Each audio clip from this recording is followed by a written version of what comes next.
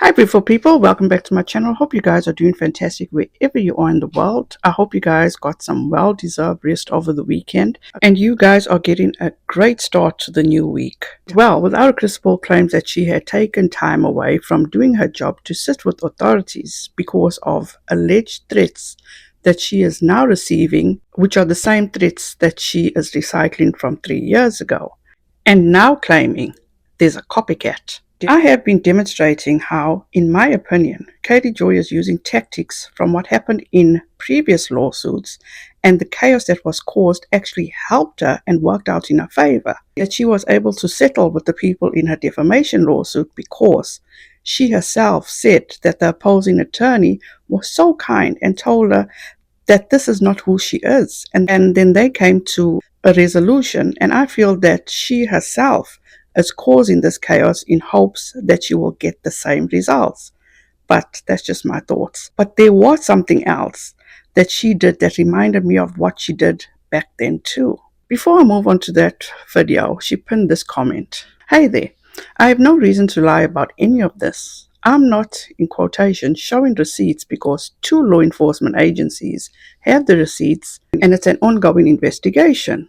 I'm not naming names for that reason. I met with 2 FBI agents and local law enforcement. All of this is being taken very seriously. The amount of resources this person has wasted is astronomical. There are state and federal crimes being investigated. Cases take time to build. I'm not lying, and I won't be gaslit on my platform. For those being supportive, thank you. Katie Joy, I think you have 4 million reasons to lie. Let's get into our video. It is Friday, June 28th, 2024. I've been thinking about making this video since Wednesday. On Wednesday, I uploaded a video and it was just all about sister wives. And I was wearing a dress and I had spent the morning at a agency dealing with some stuff that's been going on in my personal life. First of all, what does wearing a dress have to do with anything? Again, over-explaining as a sign of a lie.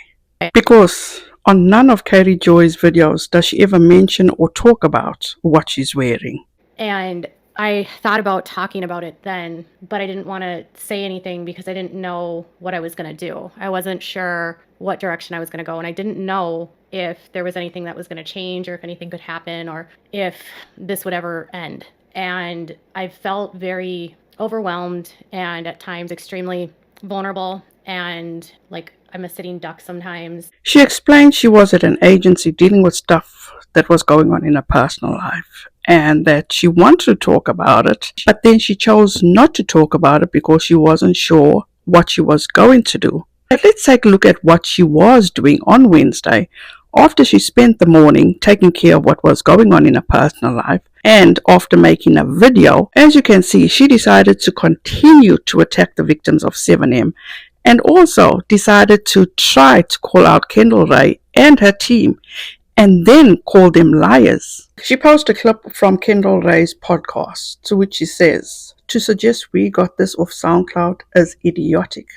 Kendall Ray, you didn't break the story, and literally you have spoken to no one from production." First of all, Miss Thang, did Kendall Ray say she broke the story? Did Kendall Ray allude to the fact that she broke the story? I didn't hear that. After listening to Kendall Ray, I was at times left with my mouth wide open because I had no idea such details existed. And I'm not going to spoil anything. I highly suggest and encourage people to go and watch this podcast, Mile Higher, and their coverage. If you have been following the story, go and give this podcast a listen. They did this story justice. They covered it with grace, humility, respect, and facts. She then goes on to say, "This is absolutely a lie at Kendall Ray on YouTube. We did not get sermons off SoundCloud, and his full sermons were never on SoundCloud. They erased 2 worship services in 2022. At Exposing 7M and I were listening when they deleted these audios." As I said, she posted a clip from the podcast where one of Kendall's team members explains how the audio from SoundCloud was there one day and gone the next. Audio recordings of this dude. We wanted to put some in the episode just so you could hear his voice. So if you want to hear his voice, you're going to have to go to the Netflix documentary because it has all been scrubbed from Yeah, the we looked internet at this everywhere. point. I mean, he had most of it on SoundCloud, and I think that's where Netflix pulled their audio from. Yeah, it's because he had like a full SoundCloud full of Shekinah sermons for years. I mean, it was and also like just the things they would say in the sermons are insane. But it was publicly available for a long time until the Netflix docket. Like literally, while I was researching, there was one day I listened to a clip, and then the next day I tried to go back to like put it in the script, and it was gone. So Crazy. Yeah, Yeah. this definitely put him on the high alert for sure. And continues to try prove them to be liars. You can pause and read these screenshots, but what I wanted to get to was this. She posted a response from a comment she received, which was, is it just the info about the SoundCloud that's not true? Is the rest of the story factual? To which she says, I wouldn't trust a word from this creator. She couldn't have credited the people that did the work. But instead, she lied about why she couldn't share the audio. The facts are she didn't have approval from Netflix to share audio. So, I believe she made a story and then didn't direct anyone to the accounts that have covered this story since day one and worked on the project. No one has more facts than us at Exposing 7M and Stop Culting. Now, the reason I wanted to get to this screenshot was to show Katie Joy's pattern of behavior. I will give more of my thoughts in towards her actions against Kendall Ray and her team, but exactly what she is doing to Kendall Ray here, she did to another YouTube creator back in 2020. Now, I'm not entirely sure if she was served at this point, or there was rumors that she was going to be sued by Tati Westbrook. But nevertheless, she did get sued by Tati Westbrook.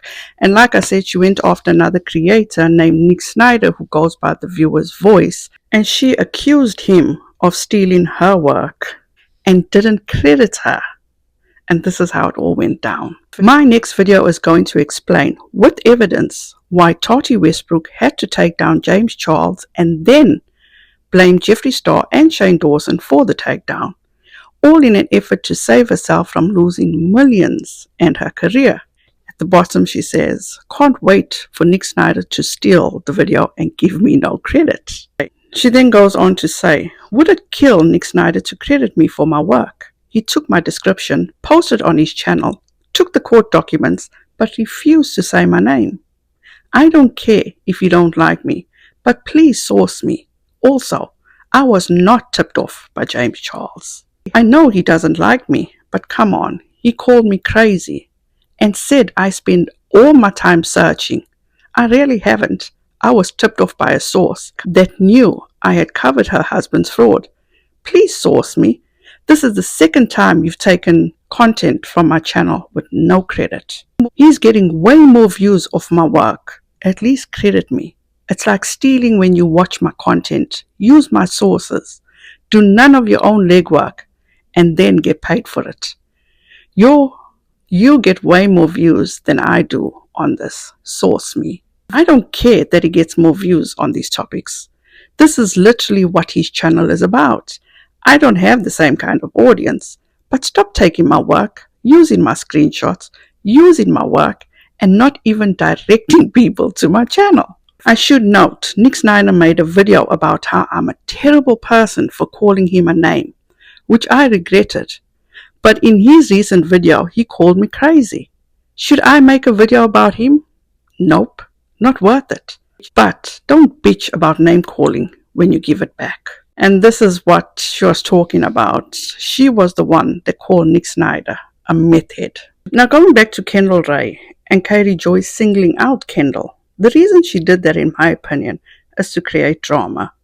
You see, Katie Joy felt that this story was going to be her big break. The story that was going to make her famous, that was going to catapult her and get her all the attention she has been working so hard for all these years to achieve. She manipulated her way to getting this docuseries done, even stalling on an ongoing lawsuit, as I previously explained, on handing over documents that was required of her to hand over in her lawsuit with Robert Shin. And she even lied. She felt that this docuseries was going to vindicate her. And she has even said, by this docuseries being out and by millions of people who have watched it that her lawsuit was going to go away.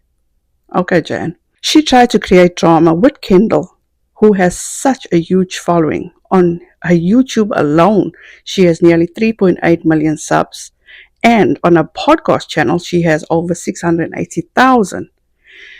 In hopes that if drama was created, people would be flooding to her channel. Unfortunately, that didn't happen. And might I also add, since this docuseries has come out, the opposite effect has happened to Katie Joy. People have not been subscribing to her channel, and people have been talking against Katie Joy for being involved in this because people feel that she did not do anything for the victims in the story, that she did more harm than good. She truly tried to go above and beyond to make such a bold statement that Kendall lied, and also that Kendall didn't reach out to production. Why would Kendall need to reach out to production when she did her own due diligence? She did her own research. And might I add, they did a fantastic job. They did it with grace, humility, and dignity. You tried it, Katie, but your reach failed. And another thing, Katie Joy, this is not your story. It never was your story to tell. You fucked up big time. And now nothing has changed from Katie Joy's tactics or from a playbook from 3 years ago to now. She tried to attack, as I showed you, Nick. And then she went after smaller channels and threatened them that they would be included or they would be facing lawsuits themselves. And that is exactly what she is doing in present time. And unfortunately, we are small. We are micro channels. And last but not least, Katie Joy, I'm still waiting for your proof where you posted and stated that I agreed to help Robert Shin. Show your proof, not fabricated proof, because you yourself have stated that you know how to make fake screenshots. But I know there's dozens of apps that can make these. You can screen record them. It's not that hard. I could make a fake screenshot about anyone right now if I wanted to. Again, Katie Joy, show your proof.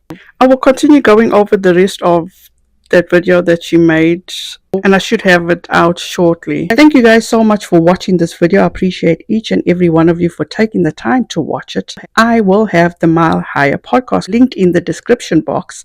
I promise you, you will learn so much more than what is being reported. Have a wonderful rest of your day and week. Please be safe out there. Be kind to one another, and don't forget, make good memories. Bye guys.